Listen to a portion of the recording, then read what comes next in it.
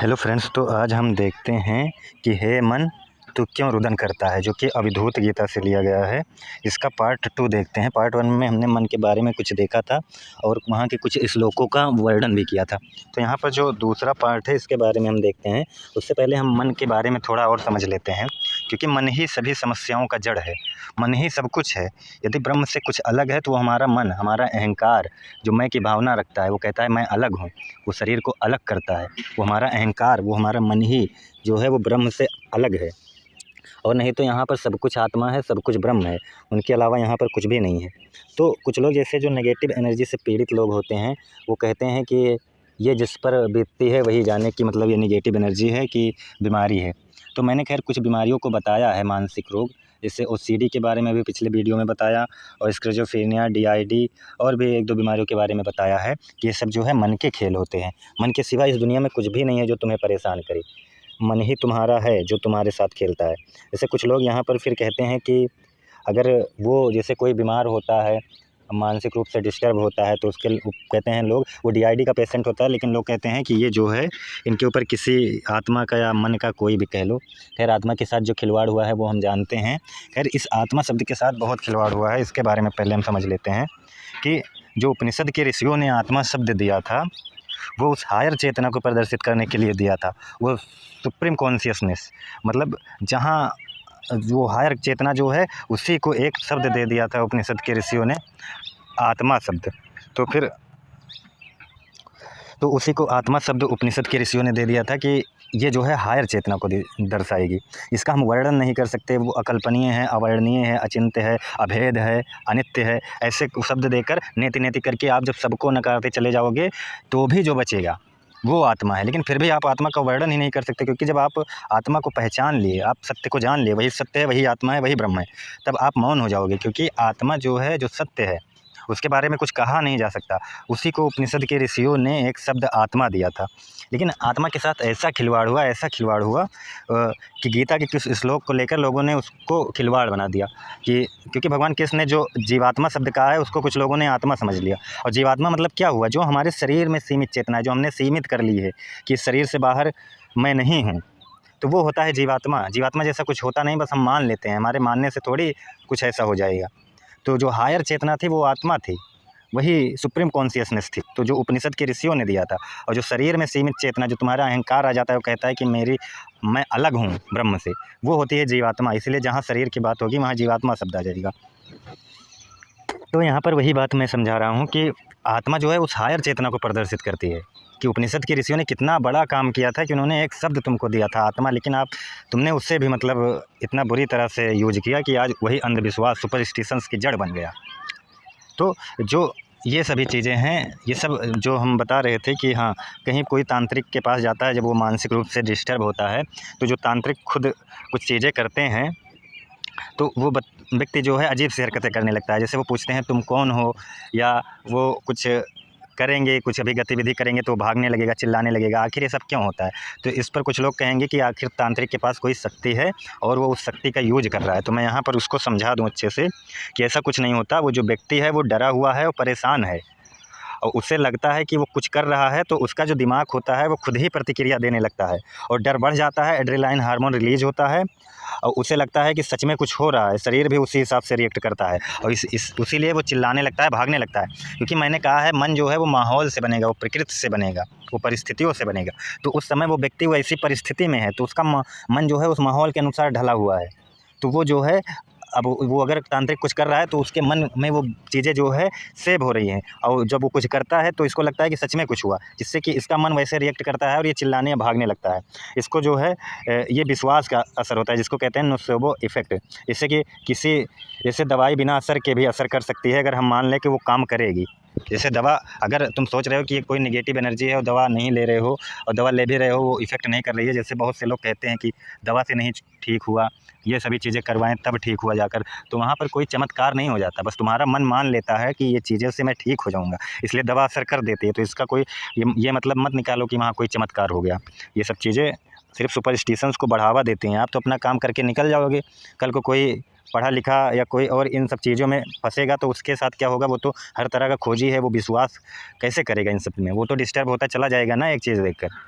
तुम तो मान लो इन सब से ठीक हो जा रहे हो, तुम्हारा मन समझ जा रहा है, लेकिन जो खोजी किस्म का है वो कहाँ से समझेगा ये सब चीज़। वो खोज नहीं करेगा कि आखिर ये कैसे हो सकता है। इसी वजह से वो और डिस्टर्ब होता हुआ वो डिप्रेस्ड हो जाएगा सीधा। तो जैसे जो है ये दवाएँ जो होती हैं काम करती हैं, अगर मैं मान लूँ कि असर करेगी तो दवाएँ असर करती हैं। जैसे कुछ हद तक ब्लैक मैजिक अगर मान लो तभी इफ़ेक्ट करता है, नहीं तो इफ़ेक्ट नहीं करता। वैसे ही जो है जब कोई मान लेता है कि वो कोई गतिविधि कर रहा है वो तांत्रिक, तो उससे उसके शरीर पर जो है असर होना ऑटोमेटिक शुरू हो जाता है, क्योंकि उसका मन जो है उस माहौल से एकदम डिपेंड हो चुका है। तो यहाँ पर वो सोचता है, तो उस मतलब जब वो तांत्रिक कुछ करता है तो उसे सच में दर्द, घबराहट या बेचैनी महसूस होने लगती है, जिसको नोसेबो इफ़ेक्ट कहते हैं। जिसकी वजह से वो चिल्लाने लगता है, भागने लगता है, उसको लगता है कि कोई कुछ मतलब सच में था और उस तांत्रिक की वजह से उसको कुछ हो रहा है। और एक होता है हाइप्नोसिस जैसा असर या सजेशन, जैसे कुछ लोग दूसरों को डराकर या समझाकर इस हालात में ले जाते हैं कि वो खुद ही कंट्रोल खो देते हैं। सामने वाला कहता है देखो तुम्हारे ऊपर असर हो रहा है, व्यक्ति उसी को वैसा मानकर जो है बिहेव करने लगता है। और एक मेंटल हेल्थ इश्यू भी होता है इसमें, जैसे एंग्जाइटी उसको है या पैनिक अटैक्स उसको आते हैं, या साइकोसिस है जहाँ व्यक्ति को हकीकत और भ्रम में अंतर नहीं रह जाता। तो ये सभी चीज़ें होती हैं उसके मतलब डिस्टर्ब होने की वजह, कि मतलब वहाँ कोई तांत्रिक के पास कोई ऐसी शक्ति नहीं, बस वो तुम्हारे मन से खेल रहा है। तुम अपने मन की गतिविधियों को समझो। अगर कोई ऐसा व्यवहार कर रहा है तो उसे डांटना या डराना नहीं है, उसे सुरक्षित जगह पर ले जाओ, धीरे धीरे समझाओ। अगर बार बार हो रहा है तो साइकोलॉजिस्ट से मिलो, क्योंकि ये जो है उसको सुरक्षित जगह ले जाओ, माहौल जहाँ सही हो ऐसे माहौल में ले जाओगे तो वो और ऐसी हरकतें करेगा। तो ये माहौल का इफ़ेक्ट होता है। मैंने कहा है ना कि मन जो है वो माहौल परिस्थिति से ही बनता है। तो ये सभी चीज़ें कुछ नहीं होती नेगेटिव एनर्जी जैसी। जैसे हम देखते हैं जब तांत्रिक के पास कोई जाता है तो वो पूछते हैं तुम कौन हो, तुम कौन हो, मतलब पूछते हैं उस आत्मा से। आत्मा जैसा मतलब कितना खिलवाड़ हुआ है वो तो कुछ होता नहीं है, लेकिन कितना खिलवाड़ हुआ है वो पूछते हैं तुम कौन हो। तो व्यक्ति पहले से ही पहली बात तो डरा और तनाव में होता है। ऐसे में दिमाग एक अलग रोल बना लेता है, जैसे कोई और बोल रहा हो। इसे मनोविज्ञान में डिसोसिएशन कहते हैं, यानी व्यक्ति कुछ समय के लिए खुद से अलग सा बिहेव करता है, जैसे DID से ही जुड़ा समझ सकते हैं इसको। इसलिए वो अजीब नाम या आवाज़ लेने लगता है, क्योंकि तुमने उसी तरह से उसका माहौल बना दिया है ना, तो वो अलग नाम तो लेगा ही। उस माहौल में उसके मन को आपने एकदम जकड़ लिया है कि तुम कौन हो, तुम कौन हो। एक तो वो पहले से ही डरा है, चिंता में है, पैनिक हो गया है ज़्यादा, तो उसको लग रहा है अब सच में उसका जो सबकॉन्शियस माइंड है, कॉन्शियस माइंड वो जो है अपना कंट्रोल खोने लगता है और सबकॉन्शियस माइंड एक्टिव होने लगता है। तो वो जो है उसको लगता है सच में कोई दूसरा है यहाँ पर। और जैसे कुछ लोग देखते होंगे कुछ अलग करने पर या पानी के छींटा फेंकते हैं या कुछ मंत्र पढ़ते हैं या कोई छड़ी से दबाते हैं, तो वो कितना भी दूर हो उसको असर कैसे होने लगता है। कुछ लोग ये कहेंगे इसमें चमत्कार है, कोई चमत्कार नहीं होता, ये सब बेवकूफ़ी है। यहाँ असली खेल जो है दिमाग का कनेक्शन होता है। तांत्रिक बोलता है देखो मैं इस छड़ी को दबाऊंगा तो तुम्हें दर्द होगा। व्यक्ति पहले से ही डर में है, वो जान रहा है कि उस छड़ी से हमें दर्द होगा, तो जैसे ही वो छड़ी दबाता है दिमाग मान लेता है कि अब मेरे साथ कुछ बुरा हो रहा है। इससे शरीर में सच में रिएक्शन आ जाता है, गला घुटने जैसा एहसास, सांस तेज होना, चिल्लाना या भागना। इसे nocebo effect plus panic response कहते हैं। ये सब नोसेबो इफेक्ट जो मैंने पहले बताया वही है। और ये भीड़ भाड़ और माहौल का असर होता है, माहौल का बहुत असर होता है। आप अगर उस व्यक्ति को उस माहौल में ना ले जाओ तो वह वैसी हरकतें नहीं करेगा। जैसे अगर आसपास लोग कह रहे हो हाँ इसके अंदर कुछ है तो देखो कैसे रिएक्ट कर रहा है, तो व्यक्ति का डर और 10 गुना बढ़ जाता है और वो ज़्यादा रिएक्ट करता है। और विज्ञान के अनुसार अगर देखें तो ऐसा कुछ नहीं है कि कोई दूसरा असर कर रहा है। वो जो हो रहा है वो डर, विश्वास, मानसिक दबाव, शरीर के नेचुरल रिएक्शन की वजह से हो रहा है। तो ये सभी बातें यहाँ पर समझना, ये सभी चीज़ें जो हैं मन का ही खेल होती हैं। किसी तांत्रिक की बातों में आकर अपने मन को डिस्टर्ब मत करो। मन जो है मैंने कहा है मन ही नर्क है, मन ही स्वर्ग है। अगर मन ऐसी स्थितियों से गुजर रहा है तो ये समझ लो तुम्हारे लिए वो नर्क है। और मन जो है अगर पॉजिटिव स्थितियों से गुजर रहा है तो समझ लो वही तुम्हारे लिए स्वर्ग है। तो इन सभी चीज़ों से बच कर रहना, खैर अपने मन को समझाना, और आसपास ऐसी गतिविधि हो तो ध्यान देना उस पर। ये सब मन का खेल होता है। कोई तांत्रिक या कोई साधु बाबा कोई चमत्कार नहीं करते, वो तुम्हारे मन से खेल ले जाते हैं और तुमको लगता है कि ये सब सच में हो रहा है। अरे उनको खुद ही नहीं पता है। और बात अगर आत्मा शब्द की हो तो मैंने बताया कि आत्मा शब्द के साथ कैसा कैसा खिलवाड़ हुआ है, कैसा कैसा मतलब उपनिषद के ऋषियों ने क्या दिया था और लोगों ने क्या बना दिया उसको। आत्मा तो उस हायर चेतना को प्रदर्शित करने के लिए दिया था, वो सुप्रीम कॉन्शियसनेस को प्रदर्शित करने के लिए, जिसका कोई वर्णन ही नहीं है। वो तो उपनिषद के ऋषि देते भी ना, लेकिन लोगों की भलाई के लिए दे दिए कि आप इस शब्द के द्वारा वहाँ पहुँचो। लेकिन फिर भी वो काट काट कर नेति नेति द्वारा कहते हैं कि उस आत्मा को आप वर्णन ही नहीं कर सकते। बस वो शब्द दे दिए भले, लेकिन आप वर्णन नहीं कर सकते। लेकिन आज क्या हो रहा है, आत्मा को चलाया जा रहा है, इधर से उधर ट्रांसफ़र किया जा रहा है, आत्मा को एक शरीर से दूसरे शरीर में लाया जा रहा है। क्या बकवास चल रहा है, मतलब सब मन से खेल रहे हैं। तांत्रिक या कोई भी हो, वो तुम्हारे मन को ऐसा उसी माहौल में जाकर, पहली बात तो तुम क्यों जाओगे उस जगह पर, क्योंकि तुम्हारा मन कुछ चीज़ों से डिस्टर्ब है। पहली बात तो डरा हुआ है, पैनिक है, और किसी चीज़ को सोचकर बहुत ज़्यादा एंग्जाइटी फ़ील हो रही है, तो इसी माहौल से आप जाओगे उनके पास, या कहीं पर भी, हम सिर्फ यही नहीं कह रहे हैं, हम डॉक्टर के पास भी अगर जाओ तो वहाँ पर भी ऐसे होता है, आप डरे हुए जाते हो, इसलिए वहाँ भी भागते हैं बहुत लोग डॉक्टर के पास जाने से।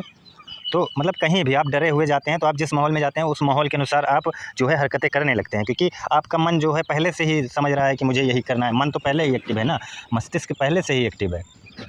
तो जब उस माहौल में जाता है वो बंदा, तो जो तांत्रिक गतिविधि कुछ करता है वो तो देखता है कि ये करने जा रहा है, सामने बैठा ही रहता है, तो वो सच में वैसा करने लगता है।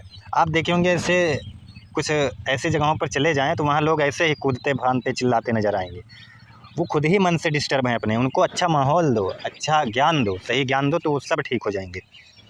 वो सब दवा से नहीं ठीक होंगे। दवा बस क्या है कि भुलवाती है, दबा देती है उस दर्द को, लेकिन सच्चा ज्ञान जब तक नहीं होगा, जब तक वो जानेंगे नहीं ये सब मन का ही खेल है, वो तो सोच रहे हैं कोई दूसरा हमें डिस्टर्ब कर रहा है। उनको ये जानना पड़ेगा तुम्हारा मन डिस्टर्ब कर रहा है, यहाँ कोई दूसरा नहीं है जो तुम्हें डिस्टर्ब करेगा। अपने मन की गतिविधियों को समझो, जानो, तुम्हारा मन है सब कुछ कर रहा है। खोजो कि मैं कौन हूँ। जो तांत्रिक तुमसे पूछते हैं तुम कौन हो, वहाँ तुम क्या बता देते हो तुम कौन हो? तुम खुद भी संट वक्त दे रहे हो उनसे। तुम रियल में कौन हो तुम उसको जानो, तुम्हारे सिवा यहाँ कोई नहीं है। तुम ब्रह्म हो, तुम सत्य हो, तुम परमात्मा हो, तुम खुद को पहचानो। यही उपनिषद कहते हैं, तत्त्वमसि। इन फालतू के झंझटों में मत फंसो, सुपरस्टिशंस में मत फंसो। सब मन का खेल है, मन को समझो। तो आगे हम खैर शुरू करते हैं। जो हमारा टॉपिक है 2-4 श्लोक देख लेते हैं, नहीं तो वीडियो बड़ा हो जाएगा। अवधूत गीता का, कि हम क्या देख रहे थे कि मन को समझाते हैं अवधूत गीता के ऋषि, और वो मन जो है वो ऐसे ही समझ लो जो इधर उधर भटक रहा है, परेशान है बिना मतलब की चीज़ों में, बहुत सी प्रॉब्लम में चिंतित है, तो उसी को अवधूत गीता के ऋषि कहते हैं। कि हमने कुछ श्लोक देखे थे, तो आगे देख रहे हैं कि हे मन, ना तो तू घटाकाश है, न घट ही है, न तू जीव का शरीर है, न जीव ही है, तेरे में कारण एवं कार्य का विभाग भी नहीं है, फिर तू किस वास्ते रुदन करता है, तू सर्वत्र समरूप है। क्या कह रहे हैं यहाँ ऋषि कि हे मन, न तो तू घटाकाश है और न घट ही है, मतलब जो घटाकाश और घट होता है वो दोनों तो नहीं है, और न तू जीव है और न तू जीव का शरीर है, तू ब्रह्म है, तू खुद को पहचान। तू इन सब में मत फंस, फालतू की सुपरस्टिशंस में मत फंस, तेरे सिवा यहाँ कुछ नहीं है, तेरे में कार्य कारण का विभाग भी नहीं है। मैंने कार्य कारण बताया था पिछली वीडियो में, कार्य मतलब बिना कारण के कोई कार्य नहीं होता, और तू तेरे वो विभाग नहीं है, तो इन सबसे परे है। जब तू तेरे में ये सब नहीं है, न तू जीव है, न जीव का शरीर है, और न घट ही है, न घटाकाश ही है, तो तू क्यों रुदन करता है? तो वही यहाँ पर ऋषि कह रहे हैं कि हे मन, तू क्यों रोता है? जब तू ये सब कुछ है ही नहीं, तू क्यों परेशान है बिना मतलब के? तू खुद को पहचान, तू खुद को जान। ये माहौल का इफ़ेक्ट है, तुम्हारा मन भी, तुम माहौल से बन गए हो, तुम जैसे माहौल में रहे हो वैसे तुम्हारा मन कार्य कर रहा है। तू खुद को पहचान, तू इन सबसे परे है, तू ब्रह्म है। उसके बाद अगले श्लोक में कहते हैं कि यह आत्मा, ये जो आत्मा के साथ इतना खिलवाड़ हुआ है उसके लिए कह रहे हैं कि यह आत्मा सर्व एकरस एवं मोक्ष पद वाला है। ये आत्मा मोक्ष है, ये सर्वरस है, या लघु दीर्घ आदि विचार से रहित है, या छोटा बड़ा नहीं होता। जो लोग कहते हैं कि मेरी आत्मा तेरी आत्मा, जैसे किसी के शरीर में नहीं होता, शरीर में होते हुए भी शरीर से परे है, क्योंकि ये शरीर में भी है, शरीर के बाहर भी है, ये सभी जगह है। तुम्हारे शरीर में ही नहीं, ये सबके शरीर को प्रकाशित करने वाला है। इसमें गोल एवं कोण का विभाग भी नहीं, इसमें मतलब ये गोल, इसमें कोई इसका आकार वाकार नहीं है। फिर हे मन, तू किस कारण रुदन कर रहा है? फिर हे मन, तू क्यों रोता है? तू आत्मा है जो कि सभी में है, तू सर्वत्र समरूप है, तू एक समान है सभी जगह, तेरे में कोई डिफरेंस नहीं है। तू क्यों ईर्ष्या, लोभ, मोह, डर, चिंता, बेचैनी से ग्रसित है? जब तू आत्मा है और सभी में समान है, तो तू क्यों बिना मतलब का परेशान है? उसके बाद कहते हैं इस आत्मा में शून्य एवं विशून्य विहीन, शुद्ध एवं विशुद्ध विहीन, सर्व एवं विसर्व विहीन आदि का व्यवहार नहीं होता। मतलब इसमें शून्य भी नहीं है। शून्य अगर हमने एक शब्द पकड़ लिए तो वो शून्य भी नहीं है कह रहा, मतलब शब्द को छोड़ो, इनके कहने का मतलब शून्य विशून्य विहीन है। ये शून्य और विशून्य विहीन, मतलब शून्य भी नहीं है और विशून्य भी नहीं है, उन सबसे परे। मतलब आप शब्दों में नहीं बांट सकते आत्मा को। और शुद्ध विशुद्ध भी नहीं है, शुद्ध भी नहीं है, विशुद्ध भी नहीं है, वो परे है, इन शब्दों से परे जाओ। सर्व एवं विसर्व विहीन है, वो सभी में भी है और सभी में भी नहीं होते हुए भी इन सबसे अलग है। आदि का व्यवहार नहीं होता, मतलब सर्व एवं विसर्व विहीन आदि का व्यवहार नहीं होता। इस आत्मा में शून्य शून्य, शुद्ध विशुद्ध, सर्व विसर्व विहीन का व्यवहार नहीं होता। तब भी हे मन, तू क्यों रुदन करता है? हे मन, तू आत्मा है, तू ब्रह्म है, तू वो हायर चेतना है, तो तू क्यों रोता है? तू खुद को पहचान। उसके बाद फिर कहते हैं इस आत्मा में भिन्न एवं विभिन्न का विचार भी नहीं होता। मतलब ये कोई विचार इसमें नहीं है। इसका मैं ज़्यादा डिटेल नहीं कर रहा हूँ क्योंकि ये खुद ही इतने सिंपल लैंग्वेज में है, कोई डिटेल बताने की ज़रूरत नहीं है, इसको सभी समझ जाएंगे। मतलब इसमें भिन्न और विभिन्न का विचार भी नहीं हो सकता। बाहर भीतर और संधि का विचार भी इसमें नहीं हो सकता। मतलब आत्मा में न बाहर भीतर इन सब कोई विचार नहीं हो सकता, सीधा सीधा। शुद्ध एवं मित्र से रहित यह सर्व में सम, यह सभी में सम है, शुद्ध है, मित्र से रहित है, शुद्ध से भी रहित है, और संधि का विचार इसमें नहीं होता, बाहर भीतर। तो हे मन तू क्यों रुदन करता है, हे मन तू क्यों रोता है, तू यही आत्मा है, तू खुद को पहचान, तू खुद को क्यों माहौल के प्रति ढाल लिया है, क्यों माहौल से डर रहा है, क्यों चिंता कर रहा है, तू क्यों ईर्ष्या लोभ मोह से ग्रसित है, तू खुद को पहचान, तू आत्मा है। और उसके बाद अगले में कहते हैं, यह आत्मा शिष्य एवं अशिष्य स्वरूप भी नहीं है, न ये शिष्य है और न अशिष्य है, ये इन सब से परे। मतलब आप इसमें एक बात ध्यान रखना कि आपको सभी शब्दों से परे जाना है, सभी आकारों से परे जाना है, सभी चिंताओं से परे जाना है, क्योंकि ये आत्मा अचिंत्य है, अभेद है, अनित्य है, अवर्णनीय है, अशब्द है, अभेद है। तो मतलब इसका कोई वर्णन नहीं कर सकते आप किसी भी तरह से, अकल्पनीय है, कल्पना भी नहीं कर सकते इसकी। तो ये जो है शिष्य एवं अशिष्य स्वरूप भी नहीं। मतलब यहाँ पर सभी श्लोकों में आप देख रहे होंगे कि दो विपरीत के बीच में रखा जा रहा है, मतलब दो विपरीत को नकार दिया जा रहा है, जैसे एक शुद्ध एक अशुद्ध, एक कल्प एक अकल्प, मतलब दोनों से परे बताया जा रहा है। मतलब आप किसी भी शब्द में इसको नहीं बांध सकते आत्मा को। और यहाँ पर क्या हो रहा है आजकल सुपरस्टिशन से, कि आत्मा को ही कुछ भी कर रहे हैं लोग। मतलब उपनिषद के ऋषियों ने क्या शब्द दिया, किस लिए, और लोग उसका कहाँ यूज कर रहे हैं। उसके बाद ना इसमें चर एवं अचर जगत के भेद का विचार ही है, ना इसमें चर जगत का भेद है, ना अचर जगत का भेद है, मतलब विचार नहीं है दोनों का। यह सर्वरूप निरंतर एवं मोक्ष पद वाला है, ये सर्वरूप है, सभी रूपों में ये है, मतलब सभी रूपों में है ये, और निरंतर है, और हमेशा ये रहता है, हमेशा है। इसमें कोई वो नहीं है कि आत्मा हमेशा अनित्य है, और मोक्ष पद वाला है, और यही आत्मा जो है यही मोक्ष है। मोक्ष का मतलब क्या हुआ, हमने बताया है कि मोक्ष मतलब जब आपकी ईर्ष्याएँ, तृष्णाएँ, कामनाएँ, वासनाएँ से आप अपने मन पर विजय प्राप्त कर लो, तो वही मोक्ष है। मोक्ष कोई मरने के बाद नहीं मिलता। तो वही यहाँ पर समझाया जा रहा है कि इन सबसे परे है आत्मा, वो मोक्ष पद वाला है। वो अगर आप आत्मा को जान गए, अपने मन पर विजय प्राप्त कर लिए, तो आप जो है मोक्ष को प्राप्त हो गए, क्योंकि वो मोक्ष पद वाला है। जब तू वो है, तो वही है आत्मा जो सबको प्रकाशित कर रहा है, सब कुछ वही है, उसके सिवा कुछ है ही नहीं। तो तू क्यों रुदन करता है, हे मन तू क्यों रो रहा है, फिर तू क्यों बिना मतलब की चिंता किया है, तू क्यों डरा हुआ है, तेरे सिवा यहाँ कुछ नहीं है, तू क्यों डर रहा है, तू क्यों निगेटिव चीज़ों में फंसा हुआ है, तू क्यों चिंताओं में फंसा हुआ है, तू क्यों पास्ट की चिंताओं, भविष्य की कल्पनाओं में गुथा हुआ है। तू प्रेजेंट में जी, तू मन की गतिविधियों को देख, तू वही है, तू सत्य है, तू आत्मा है, तू ब्रह्म है। तो आज के लिए खैर इतना ही, नहीं तो वीडियो लंबा हो जाएगा।